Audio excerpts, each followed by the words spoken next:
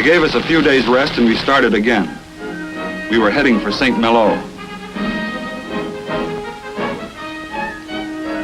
In Normandy, it was the foot soldiers.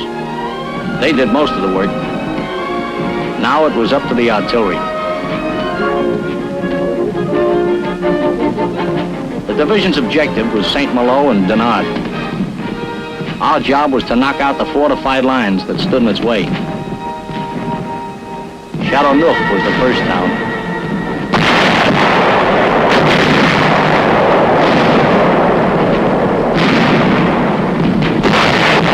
We took it and kept right on moving.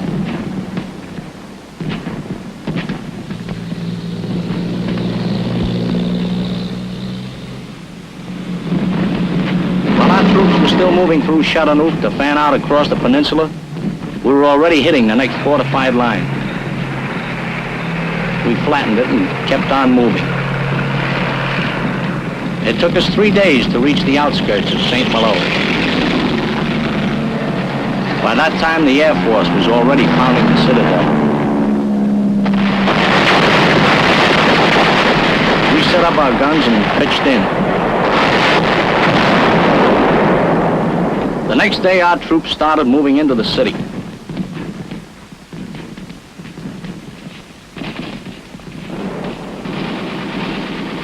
We got into St. Malo all right, but that was only the beginning.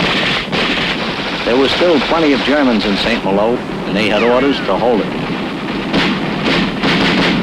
The town had to be cleared house by house, street by street.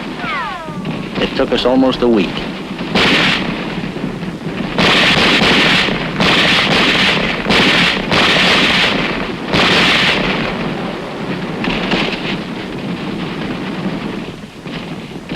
We were still fighting in the streets when elements of the division began moving on Dinard on the other side of the estuary.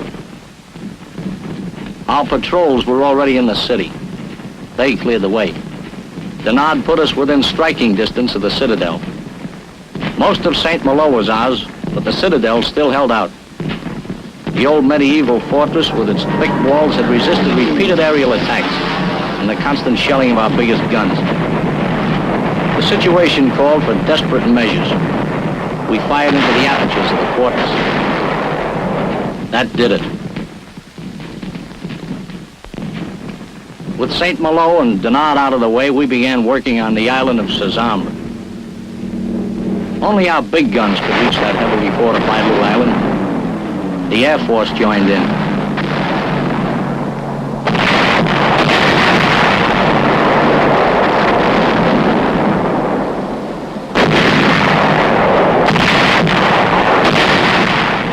Wasn't long.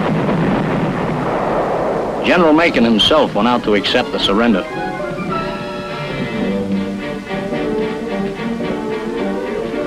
Even before the fall of Sezambre, the division was on the move again. A battalion combat team was fighting its way west to help take the important port of Brest. The rest of the division headed inland. It was in the middle of August when we left Brittany and moved into the Loire Valley to protect the right flank of the Third Army. That gave us a line stretching along the Loire River from Nantes to Auxerre.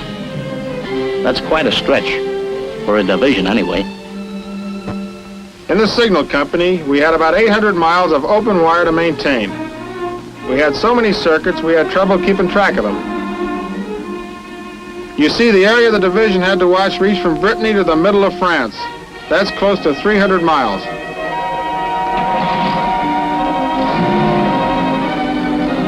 The only way it could be covered was by splitting up into small patrols and scattering them all over hell. We had to see that they had communications. Maybe you think that's easy. We spent half our time trying to find them.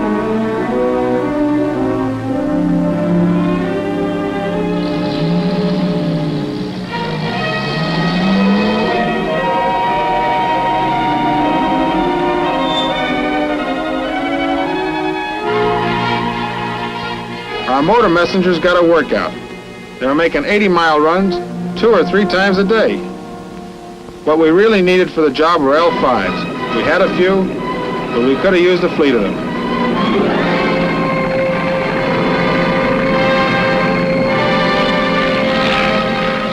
rest of the guys in the outfit, the Loire was a picnic. It was the first real rest they had since we left England, and they earned it. Funny thing about the Loire, there was almost no action there, but the division made a record bag of prisoners. About 20,000 of them, all armed and fully equipped. And we took them without firing a shot. It took a lot of tricky negotiating, but they finally surrendered at Beaugency around the middle of September. They put on quite a show. The Germans weren't too unhappy about it. They were mostly service troops, and most of them were glad to be out of it. It was a job collecting their guns and equipment. The horses and wagons got me. You never saw so many. A few weeks after the surrender at Beaugency, the division got orders to move again. We moved east out of France and into Luxembourg. We finished clearing it and stayed there. A couple of months later, we headed toward Germany to relieve the 4th Infantry Division. It was around the beginning of December when the division moved into the Hurtgen.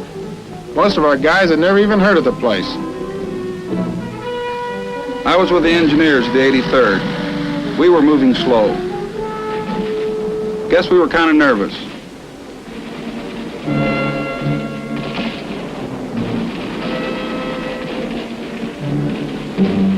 You couldn't see anything, but we'd heard stories. We didn't know what to expect. We found out soon enough. The whole forest was covered with mines and booby traps. It got so you were even afraid to move. It was just as bad as the hedgerows. Half the time you couldn't see what you were shooting at. It was different when you hit the open spots. You still had to fight, but at least you had a chance. But there weren't many of those in the Hurtgen. And then there was always the snow and cold. Most of the time we were crawling along, hoping and feeling our way. Even when the snow melted, we still had trouble. You never saw so much mud. We had to cover the roads with logs so that we could move our trucks and equipment. When we weren't ducking snipers, it seemed like we spent most of our time cutting down trees. We of the engineers used to say that we chopped our way through the Hurtgen, and we weren't kidding.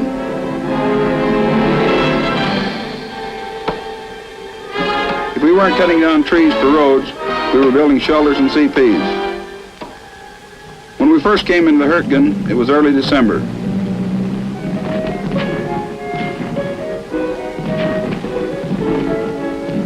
The day before Christmas, we went after the last strong point between us and the river. We fought all day Christmas, and then it was over. That night, they loaded us into trucks, and we began moving back into Belgium. Fast. Someone said we were heading for the Ardennes. I was an operations officer.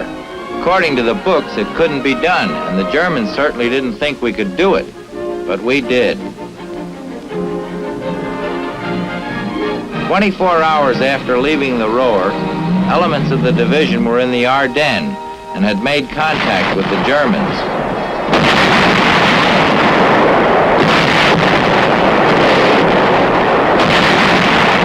The rest of the division was right behind us. We met the enemy spearhead at Rochefort, held, and finally pushed them back.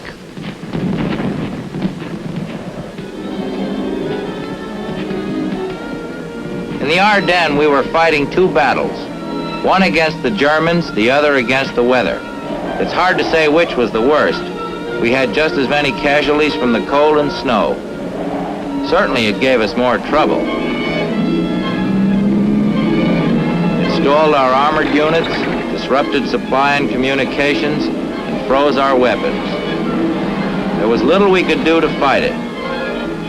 But in spite of the snow and cold, we kept after them. We kept after the enemy and we beat him. It had taken almost a month of steady fighting to do it. At the end of January, the division retired to an area north of Liège for re-equipping and training. A month later, the 83rd again received orders to attack. The objective was Neuss on the Rhine. I joined the 83rd in Belgium, along with a couple of thousand other replacements. Seemed like the whole outfit was made up of replacements. I guess there weren't too many of the old guys left. We met the Germans east of the Ruhr, and from there on it was steady fighting until we reached the Rhine.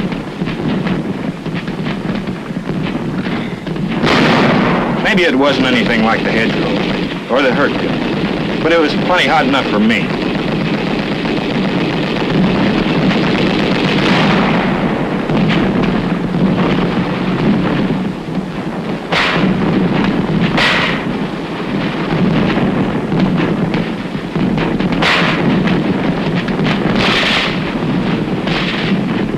I was sure glad when we got to Neuss.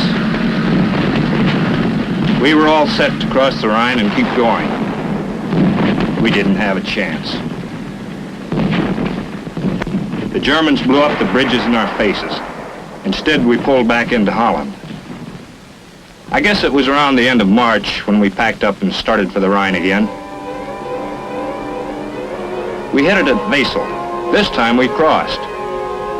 After we crossed the Rhine, the general impression was that we were headed for Berlin. That was all right with us guys at Supply. We had plenty of stuff stockpiled in the rear. All we had to do was go back and get it. It would have been a cinch, too, if the division had moved along the way we expected. But they didn't. Instead of following the 2nd Armored and cleaning up, as we were supposed to, we were ordered to strike out on our own.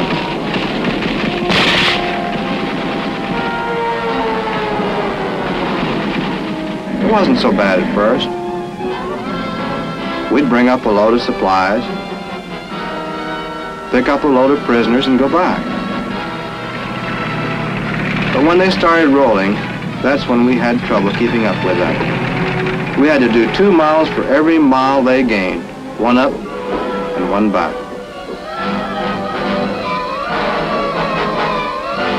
They crossed the Weser. They were really tearing along. The Germans were breaking up, and it was becoming a chase instead of a fight.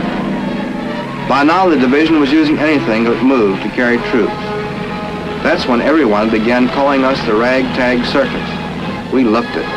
Half the time we were alongside or ahead of the 2nd Armored, and it got to be a race.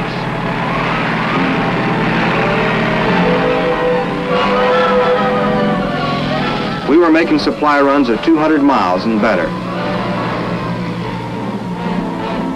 By the time the 83rd reached the Elbe, it had covered something like 200 miles in less than 10 days.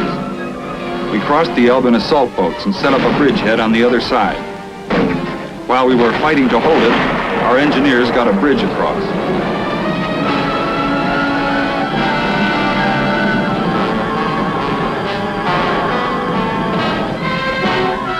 Reinforcements began coming.